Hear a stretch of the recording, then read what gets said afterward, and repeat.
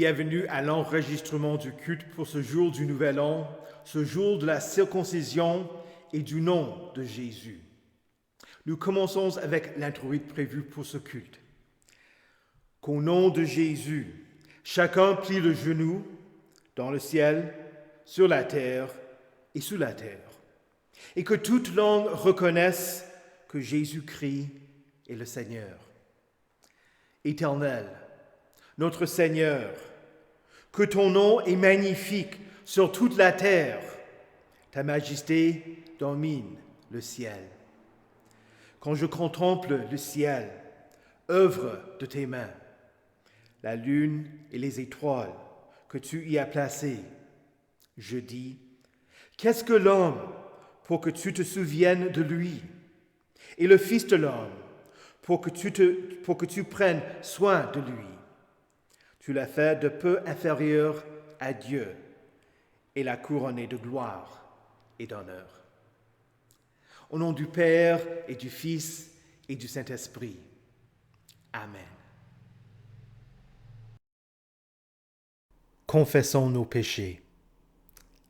Dieu Tout-Puissant, notre Créateur et notre Père, nous reconnaissons et nous confessons que nous avons péché contre toi en pensée, en parole et en acte. Nous venons chercher refuge en ta miséricorde. Aie pitié de nous, pauvres pécheurs, et pardonne-nous toutes nos fautes, pour l'amour de Jésus-Christ, notre Seigneur. Aide-nous, par ton Saint-Esprit, à mieux connaître ta sainte volonté, et rends-nous obéissants à ta parole. Par Jésus-Christ, ton Fils, notre Sauveur. Amen.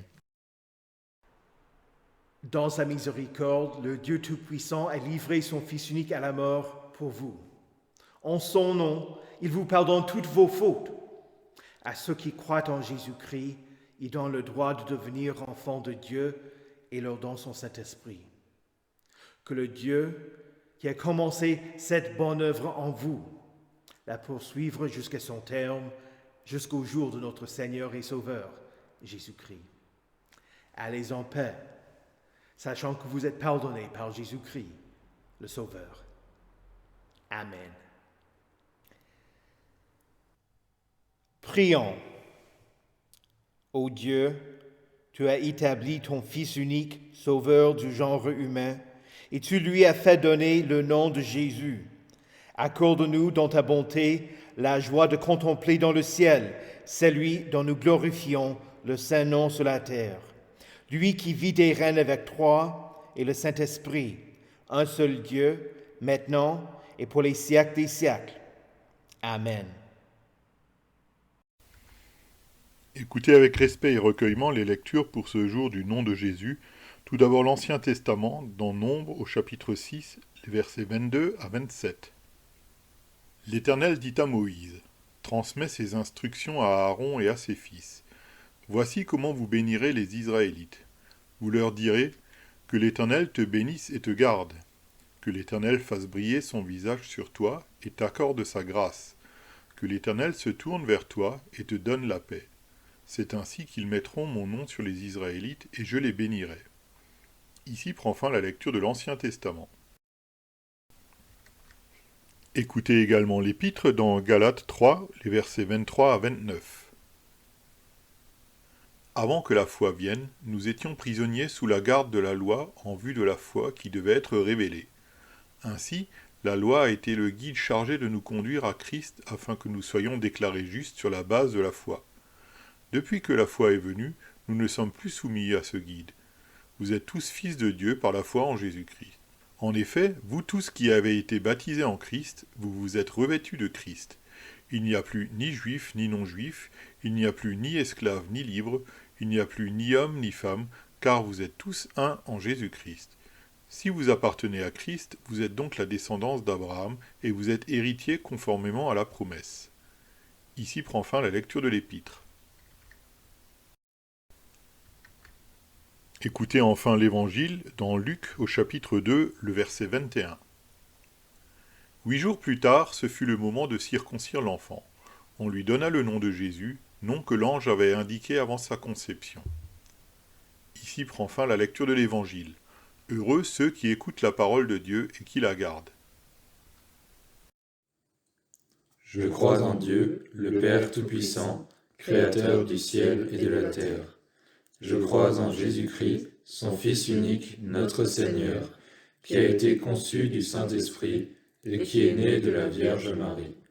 Il a souffert sous Ponce Pilate, il a été crucifié, il est mort, il a été enseveli, il est descendu aux enfers.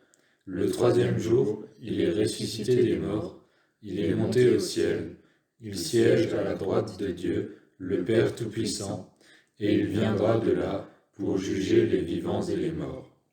Je crois au Saint-Esprit, la Sainte Église universelle, la communion des saints, la rémission des péchés, la résurrection de la chair et la vie éternelle.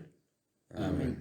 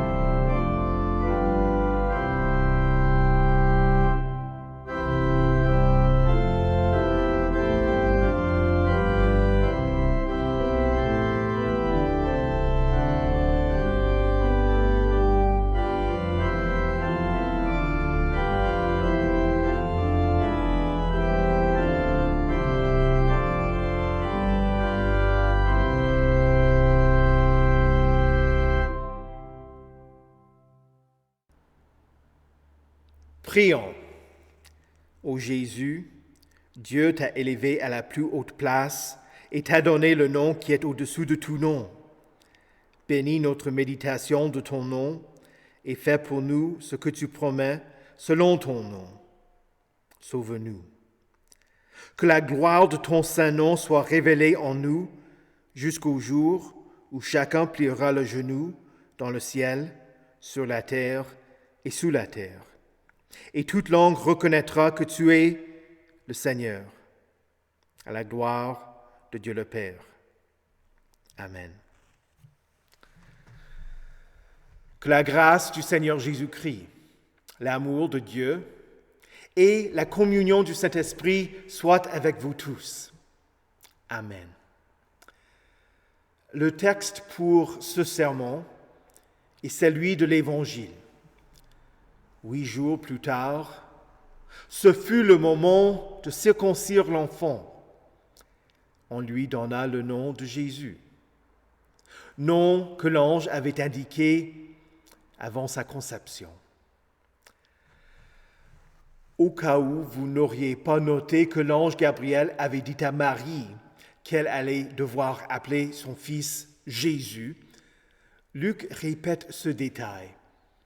Parmi les Juifs, la pratique était de nommer le fils au moment de sa circoncision, le 8e jour.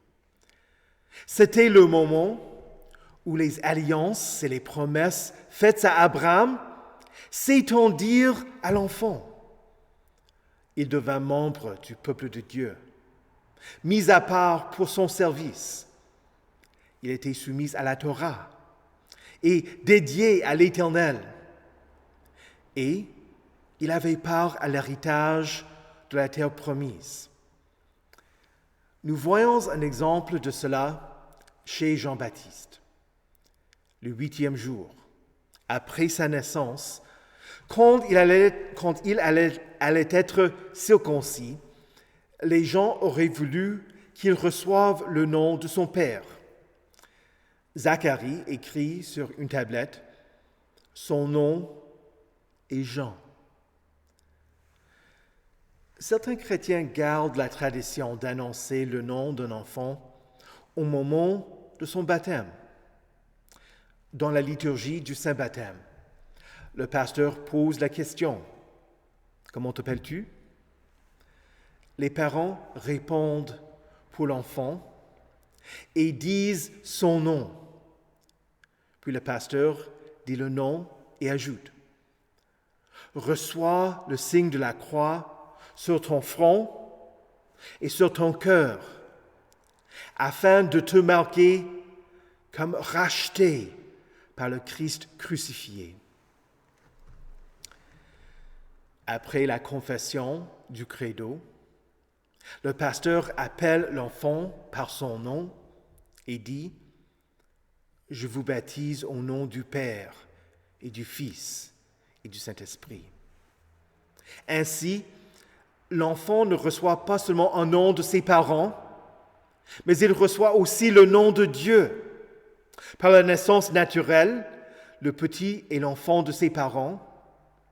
Par la naissance d'en haut, il est l'enfant de Dieu, ayant reçu la nouvelle naissance d'eau et d'esprit. Vous, chers chrétiens baptisés, vous avez été marqués par le nom de Dieu. Qui d'entre vous n'a pas mis son nom sur un objet pour l'identifier comme étant le sien? Dieu fait de même. Il vous a racheté, il vous a appelé par votre nom, vous lui appartenez.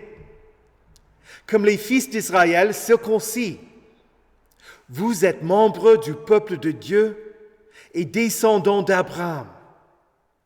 Vous prenez part à l'héritage des saints dans la lumière.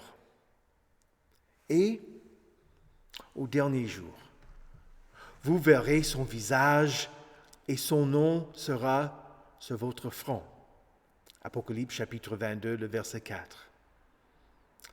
Quant à Jésus, il fut circoncis le 8e jour et, dans la prière du rabbin, fut appelé Jésus, ou bien, en araméen, Yeshua. Le son Yah est une abréviation de Yahvé. La deuxième partie, Shua, vient du verbe hébreu shuv, qui veut dire sauve. Le nom Jésus est une confession de foi. Yahvé sauve. L'Éternel sauve. Marie et Joseph lui donnèrent le nom de Jésus, selon la révélation de l'ange, puisque c'est lui qui sauvera son peuple de ses péchés. Pour Jésus, ce n'est pas seulement un nom. Jésus est l'Éternel, qui est devenu homme pour sauver son peuple. Jamais on n'a donné un nom impliquant autant d'espoir. Jésus remporta le salut pour le monde entier et sauva son peuple de ses péchés. C'est pourquoi son nom est au-dessus de tout nom. Il vous a sauvé du péché, de la mort, de la puissance du diable. Non pas à prix d'or ou d'argent, mais par son sang précieux. Les premières gouttes ont été versées quand il avait seulement 8 jours. Dans l'Ancien Testament, il y a 2 autres hommes qui sont appelés par ce même nom, les 2 liés à l'héritage de la terre promise. D'abord, il y a Josué, le fils de Nun. Le nom Josué est une autre forme du nom Jésus. Josué avait été l'un des deux espions qui disait au peuple que la terre promise était exactement telle que l'Éternel le lui avait promis. Les 10 autres espions dirent que le peuple n'allait pas être capable de vaincre les Cananéens. Le peuple manqua de foi. Et la génération qui est sortie d'Égypte est morte lors de son pèlerinage, n'ayant pas le droit d'entrer en terre promise. Moïse la vit à distance, mais lui aussi mourut avant d'y entrer. Le premier Josué mena la génération suivante en terre promise. Le deuxième et plus important Josué, c'est-à-dire Jésus, fait entrer le peuple de Dieu dans la terre promise céleste. Le deuxième Josué, dans l'Ancien Testament, était le grand prêtre à l'époque où les Israélites rentrèrent en terre promise après l'exil.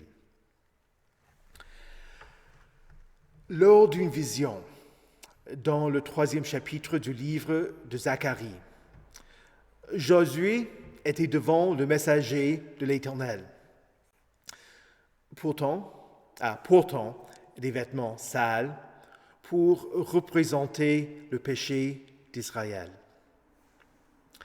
Satan y était, mais le messager de l'Éternel, que nous devons comprendre comme étant Jésus avant son incarnation, lui dit que l'Éternel te réduise au silence, Satan. Le messager de l'Éternel dit à ceux qui étaient devant lui d'ôter les vêtements de Josué et de l'habiller de vêtements propres. Puis, on dit à Josué, « Regarde, je t'enlève ta faute et je te mets des habits de fête. » Après quoi, il lui promit la venue du Messie. « Je ferai venir mon serviteur, le germe. » Par la suite, au chapitre 6 du livre de Zacharie, Dieu envoya Zacharie vers le grand prêtre Josué. Dieu dit à Zacharie de façonner une couronne pour Josué et de lui annoncer « Voici ce que dit l'Éternel, le Maître de l'univers. Voici un homme dont le nom est Germe. Il germera à sa place et construira le temple de l'Éternel.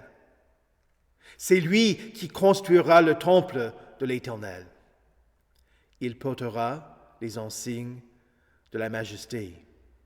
Il siégera sur son trône pour dominer et sera prêtre sur son trône. Et une parfaite union régnera entre les deux fonctions. C'est ainsi que nous voyons en Jésus celui qui est le grand prêtre et le roi. Jésus est lui-même le temple de l'Éternel. Et il construit son Église. Quand Salomon bâtit le premier temple, il pria à l'Éternel que tes yeux soient jour et nuit ouverts sur cette maison, sur cet endroit, puisque tu as dit vouloir y faire résider ton nom. Le nom de l'Éternel était lié à l'endroit où les gens avaient accès à Dieu. En fêtant Noël, nous fêtons que Dieu n'habite pas dans les temples faits par la main de l'homme, mais que le Fils unique du Père a habité parmi nous, plein de grâce et de vérité. C'est en Jésus que nous voyons le nom de Dieu. C'est ainsi que nous prions le Père à travers Jésus.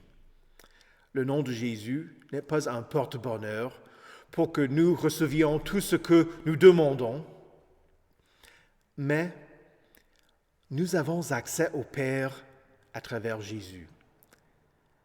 Jésus dit à ses disciples, la veille de sa mort, en vérité, je vous le dis, tout ce que vous demanderez au Père en mon nom, il vous le donnera. Jusqu'à présent, vous n'avez rien demandé en mon nom.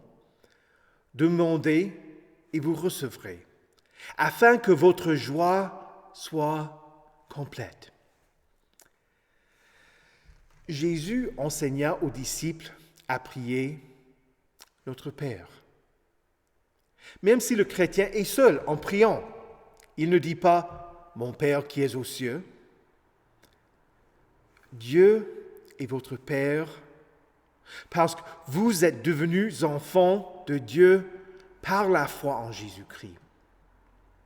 Vous dites « Notre Père » parce que vous avez accès au Père à travers Jésus-Christ, votre médiateur.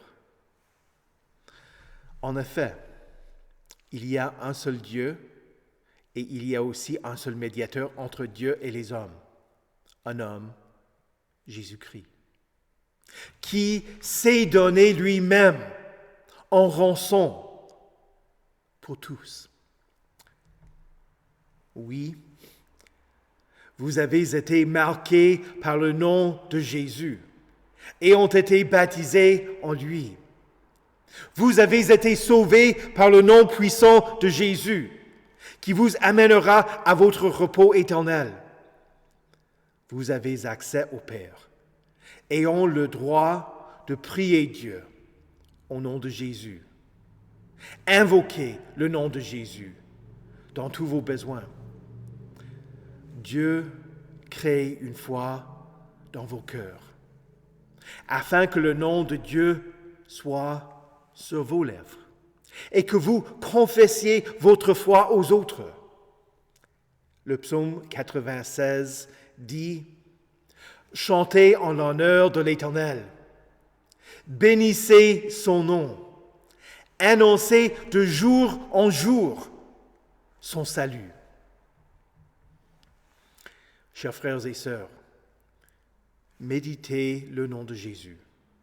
Son nom veut dire « l'Éternel sauve ». Il n'y a de salut en aucun autre, car il n'y a sous le ciel aucun autre nom qui ait été donné parmi les hommes, par lequel nous devions être sauvés. Priez-le. Jésus, sauve-moi. Et oui, vous êtes sauvés. Au nom de Jésus. Amen. Que la paix de Dieu, qui surpasse toute intelligence, garde vos cœurs et vos esprits en Jésus-Christ pour la vie éternelle. Amen. Prions. Ô Éternel, en qui il n'y a ni début ni fin, toi qui as créé le temps, en ce jour où nous commençons une nouvelle année, nous te rendons grâce pour celle qui vient de finir et te prions, enseigne-nous à bien compter nos jours afin que notre cœur parvienne à la sagesse. Ô Jésus, notre Sauveur, que ton doux nom soit la source de réconfort pour le chrétien, qu'il soulage notre deuil, guérisse nos blessures et chasse nos peurs. Par ton saint nom, restaure l'âme souffrante, calme l'anxieux et donne le repos aux faibles. Jésus, notre Rédempteur, la gloire de ton nom est révélée en nous, conformément à ta grâce. Comme tu l'as enseigné à tes disciples, nous demandons que ton nom soit sanctifié parmi nous. Conduis-nous, afin que nous vivions saintement, comme tes enfants, afin que nos actes soient le reflet de ta miséricorde, et d'autres encore te glorifient. Retiens-nous pour que nous ne commettions pas d'actes d'injustice et ne profanions pas ton nom. Seigneur, Jean décrit tes signes miraculeux dans son évangile comme ayant pour but que nous croyions que tu es le Messie, le Fils de Dieu, et qu'en croyant, nous ayons la vie en ton nom. Bénis l'étude de ta sainte parole dans nos paroisses et à travers le monde, pour que beaucoup aient la vie en ton nom. Préserve-nous des faux enseignants et des faux enseignements. Sauve-nous, toi, le Dieu qui est notre Sauveur. Rassemble-nous et retire-nous du milieu des nations. Ainsi, nous célébrerons ton saint nom et nous mettrons notre gloire à te louer. Jésus, nous demandons que nos requêtes soient exaucées, non pas selon notre volonté, mais la tienne, mettant notre confiance en toi et sachant que tu nous donneras ce qui est pour notre bien-être. Ainsi, nous prions comme tu nous as enseigné à prier. Notre Père qui es aux cieux, que ton nom soit sanctifié, que ton règne vienne, que ta volonté soit faite sur la terre comme au ciel. Donne-nous aujourd'hui notre pain de ce jour. Pardonne-nous nos offenses, comme nous pardonnons aussi à ceux qui nous ont offensés. Et ne nous laisse pas entrer en tentation, mais délivre-nous du mal. Car c'est à toi qu'appartiennent le règne, la puissance et la gloire, au siècle des siècles. Amen. Recevez la bénédiction de l'Éternel. Que le Seigneur vous bénisse et vous garde. Que le Seigneur fasse luire sa face sur vous et qu'il vous accorde sa grâce. Que le Seigneur tourne son visage vers vous et qu'il vous donne sa paix. Amen.